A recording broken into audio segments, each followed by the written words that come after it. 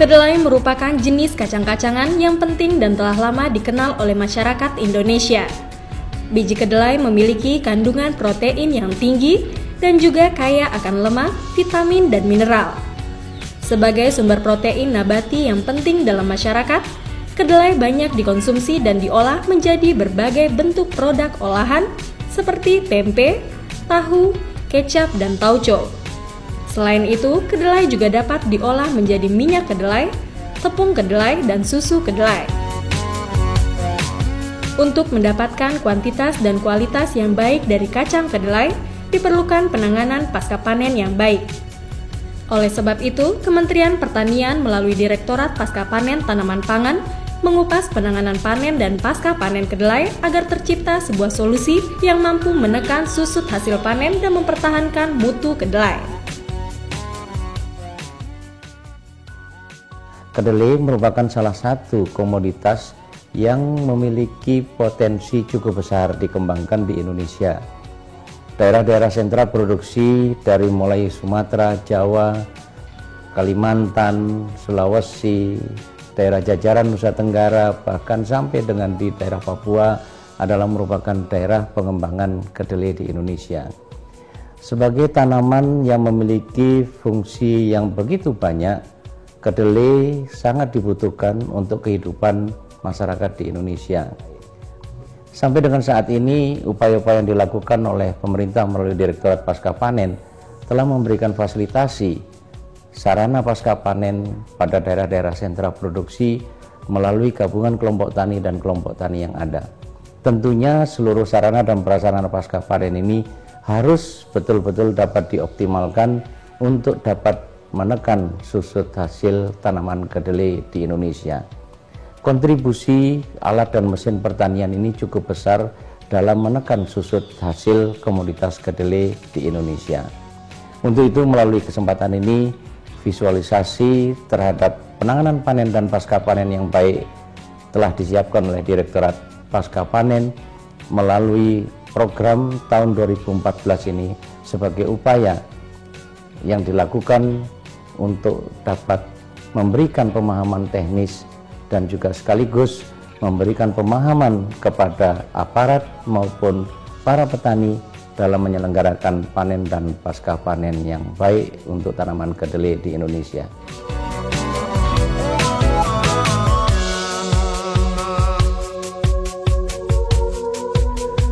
Penentuan saat panen merupakan tahap awal yang sangat penting dari seluruh rangkaian kegiatan penanganan panen dan pasca panen kedelai karena berpengaruh terhadap kuantitas dan kualitas hasil panen. Kedelai dapat dipanen pada usia 76 hingga 95 hari setelah ditanam tergantung varietas. Hal itu ditandai dengan daun yang sudah menguning dan mulai rontok, batang yang mengering, kolong berwarna kuning kecoklatan, dan kulitnya mudah dikupas. Penentuan panen kedelai juga dapat dilakukan dengan mengukur kadar air kedelai. Kadar air kedelai dapat diukur dengan menggunakan alat mengukur kadar air yang disebut moisture tester.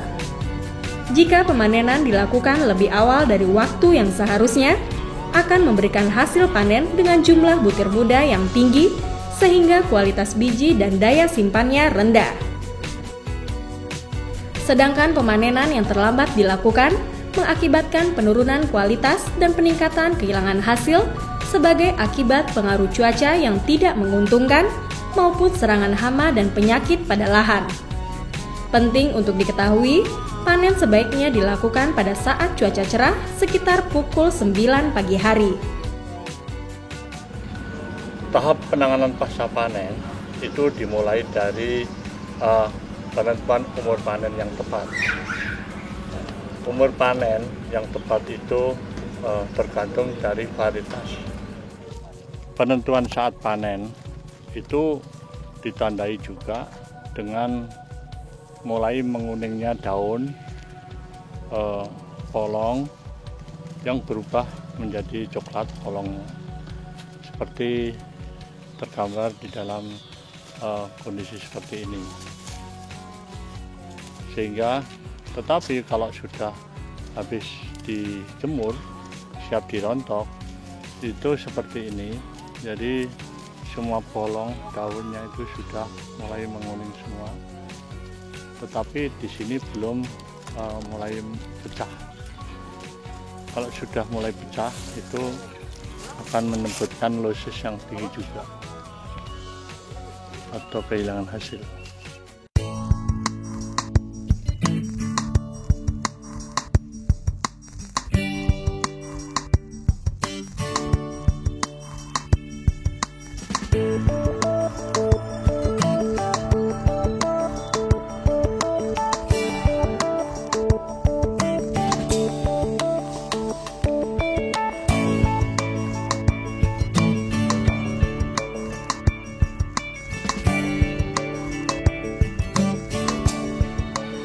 Proses pemanenan dapat dilakukan dengan memotong pangkal batang. Cara panen ini lebih menguntungkan dibandingkan dengan cara dicabut karena cepat atau dapat diterapkan pada kondisi kering maupun basah dan membuat akar tertinggal di lahan agar meningkatkan kesuburan tanah karena rhizobium yang ada di akar tanaman tetap berada di dalam tanah.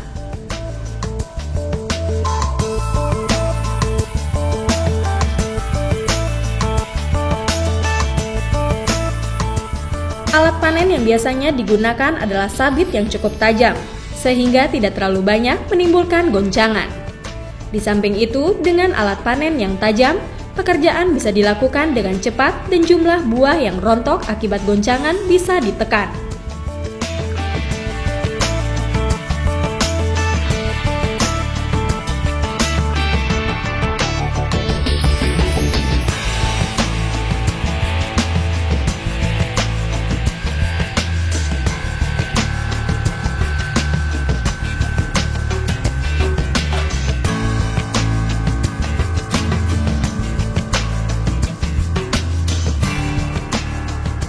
Hasil panen dalam bentuk berangkasan dikumpulkan pada suatu tempat yang sudah disiapkan. Penumpukan dan pengumpulan merupakan tahap penanganan pasca panen setelah kedelai dipanen.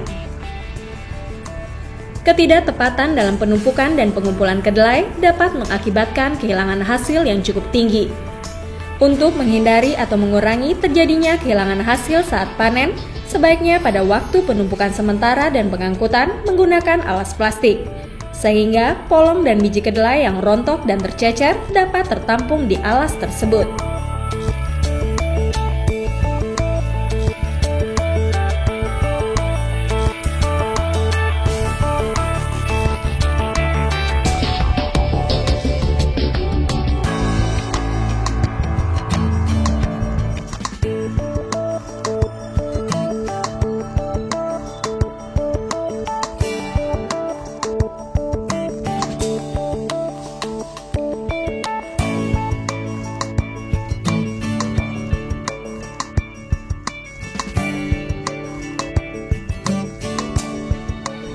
Pengangkutan berangkasan bisa dari lahan ke tempat penampungan sementara atau langsung diangkut ke tempat penjemuran. Pengangkutan dapat dilakukan dengan menggunakan alat angkut seperti gerobak, mobil bak atau sepeda motor khusus pengangkut. Pada saat pengangkutan berangkasan, pastikan diangkut menggunakan karung agar polong atau biji kedelai tidak mudah tercecer atau jatuh saat diangkut. Dengan demikian, susut hasil dapat ditekan seminimal mungkin.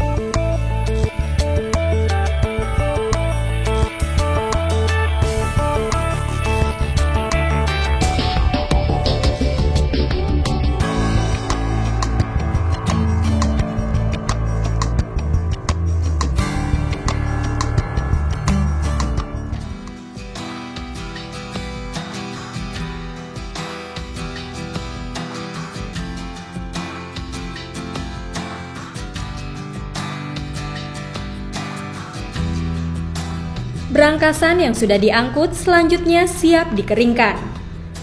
Seluruh hasil panen segera dijemur dan tidak ditunda terlalu lama. Dalam proses pengeringan ini dapat dilakukan dengan dua cara, yaitu secara alami dan menggunakan mesin pengering.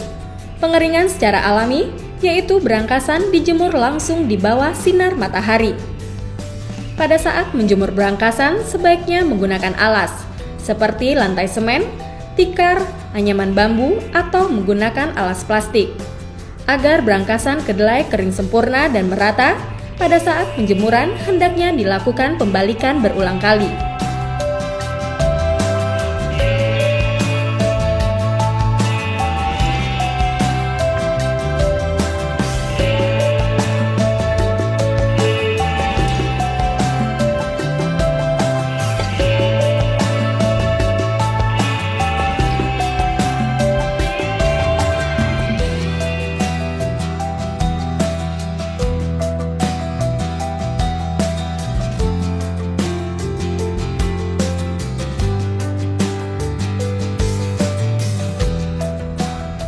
Selain dengan menjemur, pengeringan berangkasan juga bisa dengan menggunakan mesin pengering.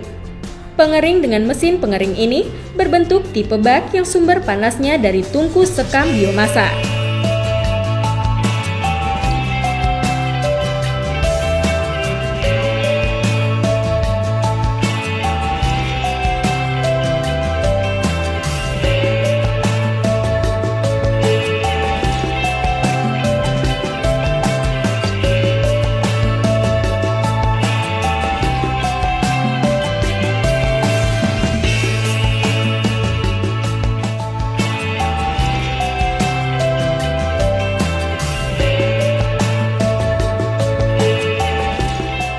Meski menggunakan mesin pengering, tetap dilakukan pembalikan berangkasan agar polong kering secara merata.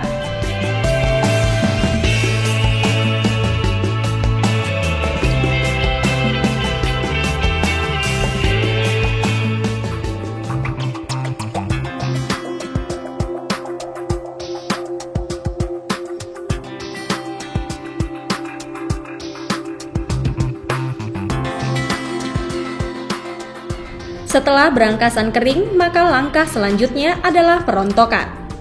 Ada beberapa cara dalam tahapan ini, yaitu pertama dengan memukul-mukul tumpukan berangkasan kedelai secara langsung dengan kayu, dan cara perontokan yang lain dengan menggunakan mesin perontok. Setelah melakukan perontokan dengan cara dipukul, tumpukan kedelai dibalik dan pemukulan diulang hingga biji kedelai rontok seluruhnya. Meski terlihat mudah, namun cara ini memiliki kelemahan tersendiri, yakni membutuhkan waktu, tenaga, dan biaya lebih banyak. Persentase kotoran masih tinggi, susut biji kedelai karena tercecer masih tinggi, dan awan debu selama proses berlangsung.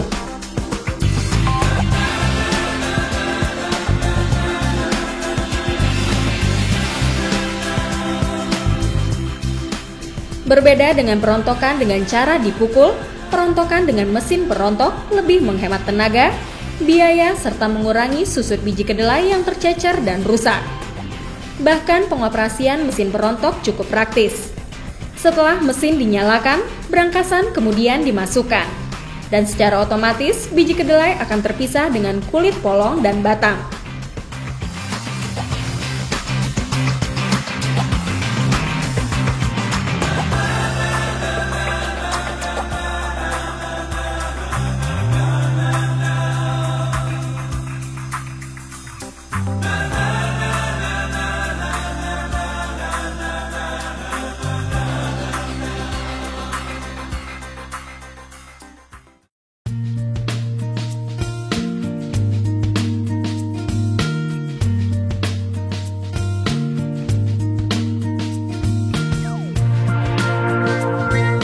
Setelah dirontokkan, penanganan pasca panen kedelai selanjutnya adalah pembersihan. Pembersihan biji kedelai dilakukan dengan cara menampi. Biji yang terpisah kemudian ditampi agar terpisah dari kotoran-kotoran lainnya. Perlu diingat, pada saat pembersihan biji kedelai dari sisa polong dan daun, jangan lupa untuk memisahkan atau membuang biji yang rusak, Dan jangan lupa untuk memunguti biji kedelai yang tertinggal di sampah berangkasan dari sisa perontokan pembersihan biji kedelai yang dilakukan dengan cara menampi.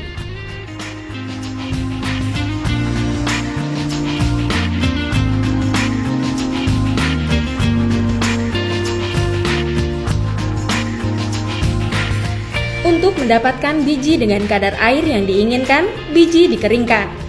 Pengeringan biji dapat dilakukan dengan penjemuran atau menggunakan mesin pengering. Pengeringan di bawah sinar matahari biasanya membutuhkan waktu sekitar 1 hingga 2 jam. Jangan lupa tetap lakukan pembalikan 1 hingga 2 kali agar biji kedelai kering merata.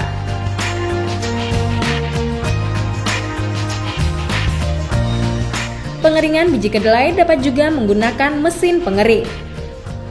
Cara ini lebih praktis dan tidak tergantung cuaca, apalagi saat musim hujan, biji kedelai tetap bisa dikeringkan.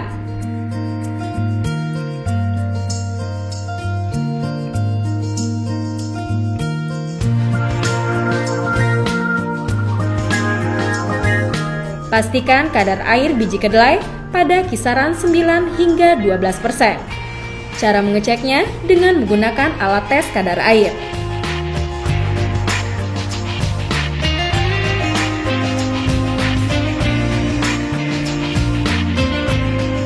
Biji kedelai yang sudah kering dapat dikemas dalam karung.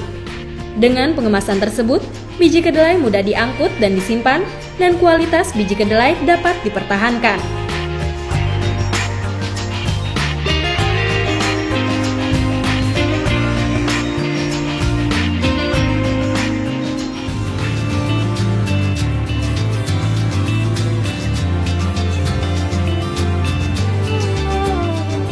Pelaksanaan penyimpanan kedelai dapat dilakukan dengan cara menyimpan karung yang berisi biji kedelai ke dalam gudang penyimpanan dengan suhu kamar.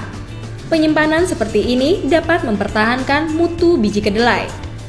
Dalam pelaksanaan penyimpanan dapat berfungsi menghambat pengaruh kondisi lingkungan seperti suhu dan kelembapan, serta mengurangi tersedianya oksigen, kontaminasi hama, kutu, jamur, bakteri, dan kotoran.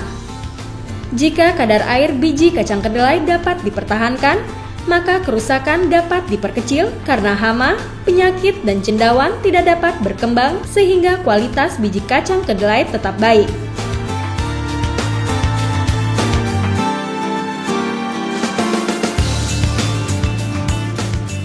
Serangkaian tahapan yang telah dipaparkan merupakan proses panen dan penanganan pasca panen kedelai yang baik dan benar.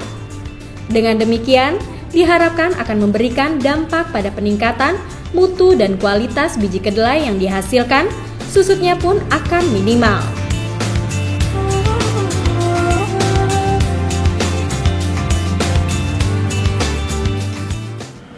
Sesuai dengan yang diarahkan oleh para petugas lapang yang sering datang ke sini, dan hasilnya sangat menguntungkan. Kualitas mutu sangat bagus dan efisien. Kami dari Dinas Pertanian Kabupaten Kendal selama ini telah melakukan sosialisasi kepada petani kedelai mengenai penanganan pasca panen kedelai yang baik dan benar. Adapun respon petani terhadap sosialisasi tersebut sudah mulai menyadari pentingnya manfaat penanganan pasca panen yang tepat.